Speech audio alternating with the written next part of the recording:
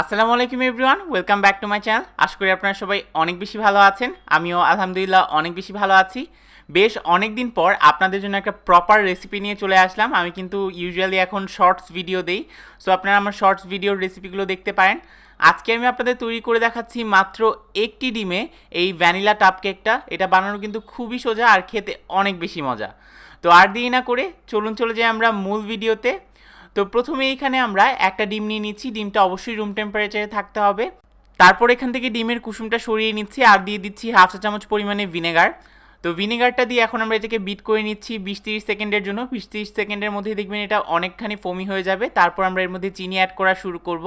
আমরা এখানে 1/3 কাপ পরিমাণে চিনি অ্যাড করছি। আপনারা এটা একটু বাড়িয়ে অথবা কমিয়ে নিতে পারেন, কোনো সমস্যা নেই। তো চিনি দিতে দিতে এটা যখন স্টিফ পিক্স হয়ে যাবে, তারপর আমরা এর মধ্যে ডিমের কুসুমটা অ্যাড করে দিব আর ভ্যানিলা এসেন্সটা অ্যাড করে দিব। এখানে আপনারা যে কোনো টাইপের এসেন্স ইউজ করতে পারেন, আমি ভ্যানিলা এসেন্স ইউজ করছি।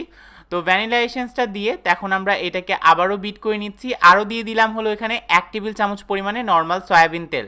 তো সব কিছু মিক্স হয়ে গেলে আমরা বিটারটাকে সরিয়ে নিচ্ছি। তারপর আমরা এর মধ্যে 1/3 কাপ পরিমাণে ময়দা একসাথে চেলে দিয়ে দিচ্ছি আর হলো দিয়ে দিচ্ছি হাফ চা চামচ পরিমাণে বেকিং পাউডার আর 1/4 চা চামচ পরিমাণে বেকিং সোডা। তো সব কিছুকে আলতো হাতে আমরা একটা স্প্যাচুলার সাহায্যে মিক্স করে নিচ্ছি। ব্যাটারটা এরকম দেখা যাবে। তারপর আমরা এটাকে একটা 6 ইঞ্চি মোল্ডের মধ্যে বেক করে নেব। তো এই 6 ইঞ্চি মোল্ডটাকে ভালো করে তেল দিয়ে গ্রিস করে পেপার বিছিয়ে নিয়েছি আর এটাকে 160 ডিগ্রি সেলসিয়াস প্রিহিটেড ওভেনে 20 মিনিটের জন্য বেক করে নিলেই কিন্তু হয়ে যাবে। এই কেকটা খুব বেশি ফুলবে না, তবে অনেক সফট অ্যান্ড স্পঞ্জি হবে। তো যখন কেকটা হয়ে গেছে এটাকে কেটে নিচ্ছি 2 লেয়ারে। আমার কিন্তু 2 লেয়ারই এনাফ। তারপর আমরা এখানে একটা ফিলিং বানিয়ে নিচ্ছি। এর জন্য নিয়ে নিলাম ব্লুবেরি জ্যাম। এটা টোটালি অপশনাল, আপনারা চাইলে স্কিপ করতে পারেন, কোনো সমস্যা নেই। এই যে আমি স্মাকার্সের ব্লুবেরি জ্যামটা ইউজ করছি। তারপর আমরা এর মধ্যে অ্যাড করে দিব সামান্য পরিমাণে চিনি আর হলো লেবুর রস। আর লেবুর রসটা ভালো করে একদম ফ্রেশ লেবুর রস দিবেন, তাহলে কিন্তু স্মেল আর টেস্ট দুইটাই ভালো আসবে।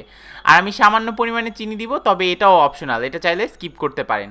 এখন সব কিছুকে ভালো করে মিক্স করে এই ফিলিংটাকে এক পাশে রেখে দিচ্ছি। আর এখন চলে যাব আমরা মেইন ডেকোরেশনে। তো এর জন্য আমরা এখানে একটা টাব নিয়ে নিলাম বা বক্স নিয়ে নিলাম। তারপর আমরা এখানে সুগার সিরাপ দিয়ে দিচ্ছি। হাফ কাপ পানির মধ্যে 1 টেবিল চামচ পরিমাণে চিনি দিয়ে দিলেই সুগার সিরাপ হয়ে যাবে। দিয়ে দিলাম ক্রিম। আমি একটা পাইপিং ব্যাগে ভরে নিয়েছি আপনার দেওয়ার সুবিধার্থে। তারপর আমরা এখানে এই যে এই সসটা বা ফিলিংটা দিয়ে দিচ্ছি। তারপর আমরা আরেকটা লেয়ারের যে কেকটা সেটাও দিয়ে দিব, সুগার সিরাপ দিয়ে দিব। এখন আমরা ওপরে আবারও ক্রিম দিয়ে একটু ডেকোরেশন করে নিচ্ছি। ডেকোরেশন করবেন কি করবেন এটা কিন্তু টোটালি আপনার উপর ডিপেন্ড করবে।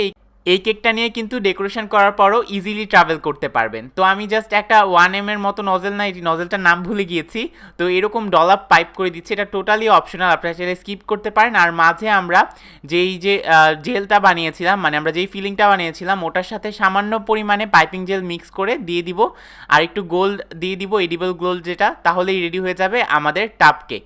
তো এই কেকটা খেতে খুবই খুবই মজা হয় আর ট্রাভেল করাও খুবই ইজি। আমি এখন আপনাদের কেটেও দেখিয়ে দিব।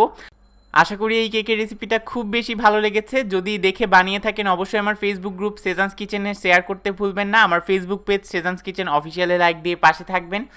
এখন আমি ফাইনাল টাচ হিসেবে এই ছোটো ছোটো পার্লগুলো বসিয়ে দিচ্ছি, এগুলোও অপশনাল। এখন জাস্ট আপনারা বক্সের মুখটা লাগিয়ে নেবেন, তাহলেই হয়ে যাবে। তো এখন আমরা এটাকে কেটে খেয়ে নিচ্ছি। আমি আজকে এখানেই বিদায় নিব।